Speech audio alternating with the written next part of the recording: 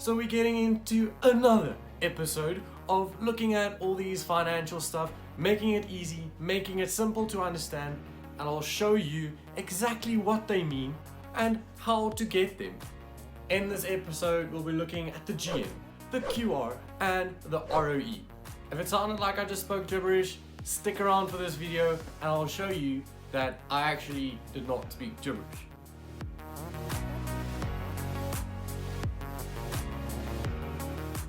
Quick interruption, go hit the like, subscribe. First up, for the next three financial indicators we'll be looking at is your gross margin. So gross margin is calculating by taking your gross profit and dividing it by your revenue.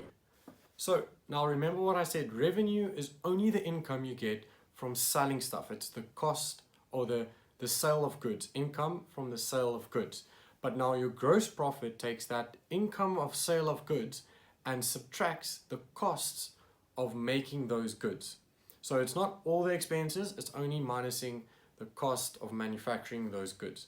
So to calculate your gross margin, you'll take your revenue minus your cost of goods divided by your revenue.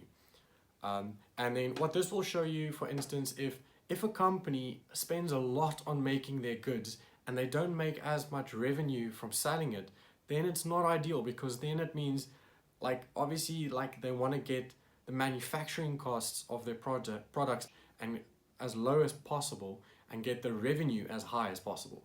So typically a good gross margin would range from 20 to 30%, but again, this varies from company and industry to industry. So that's a very good indication to look at. So in short, a gross margin is a very good indication of the profitability of a company. Next up is the quick ratio, and I love looking at this one. The quick ratio shows the ability of a company to pay its upcoming bills. If a company can't pay the bills that are coming up that are due now, then it should be red lights for you. So this is a very good indication to look at. Typically a quick ratio of less than 1 is not good, and a quick ratio of 1 is good, and anything above that is great. The quick ratio, also often called the acid test ratio, so if you ever hear that, you know it's pretty much same. You also get a similar indicator, which is the current ratio. I prefer the quick ratio. I'm not going to go into very much depth about it. All you need to know is it comes into play with inventory and how long you keep it and how long you don't, but it's just very complicated, so I just prefer the quick ratio.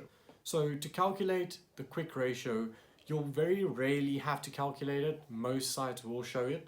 It's quite a beefy formula, but to calculate it, you'll take your cash and cash equivalents plus your marketable securities plus your accounts receivable, and you'll divide that by the current liabilities.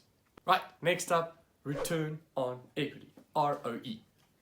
Now, ROE is calculated by taking the net income and dividing it by the average shareholder's equity. ROE of greater than 0 is good because it shows the company is better at generating profits than per se another company you're comparing it with in the same industry. So the return on equity, I would say, is a very good indication to compare two similar stocks because you can see which one is better at generating profit. And ROE, much like the EPS, shows the ability of a company to do more with less. Okay guys, that is it for this video. If you liked it, hit like, subscribe, comment down below if you want to see anything else. So that brings me to the end of my financial fundamental indicators. So stick around for my next video where I'll be doing a complete analysis on dividends and how I look at the dividends, and then that is the last thing you need to look at, and then we can get down and busy into choosing our stocks. I hope you enjoyed this video, and I'll see you on the next one.